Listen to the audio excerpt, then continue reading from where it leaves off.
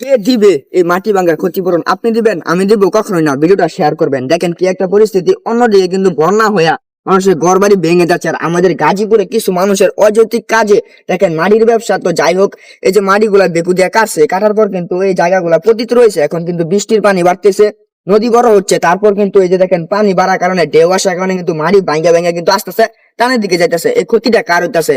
যার জায়গা তারই হইতাছে, কিন্তু আমার আপনার হইতাছে না। হবে না কেন? কারণ আমাদের জায়গা না এটা। তো এটা কিন্তু আমাদের এলাকাবাসীর ক্ষতিগ্রস্ত হচ্ছে। এটা যদি আস্তে আস্তে টানের দিকে যায়, এলাকাবাসী যা বাড়ি আছে সবারই কিন্তু ক্ষতিগ্রস্ত হবে। এরকম ভাবে যদি চলতে থাকে, দেশ কিভাবে এগিয়ে যাবে?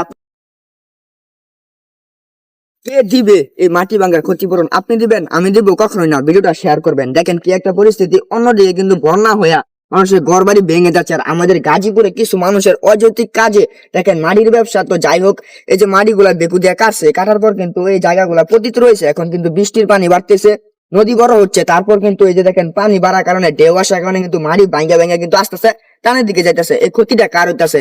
যার জায়গা তারই হইতাছে, কিন্তু আমার আপনার হইতাছে না। হবে না কেন? কারণ আমাদের জায়গা না এটা। তো এটা কিন্তু আমাদের এলাকাবাসীর ক্ষতিগ্রস্ত হচ্ছে। এটা যদি আস্তে আস্তে টানের দিকে যায়, এলাকাবাসী যা বাড়ি আছে সবারই কিন্তু ক্ষতিগ্রস্ত হবে। এরকম ভাবে যদি চলতে থাকে, দেশ কিভাবে এগিয়ে যাবে?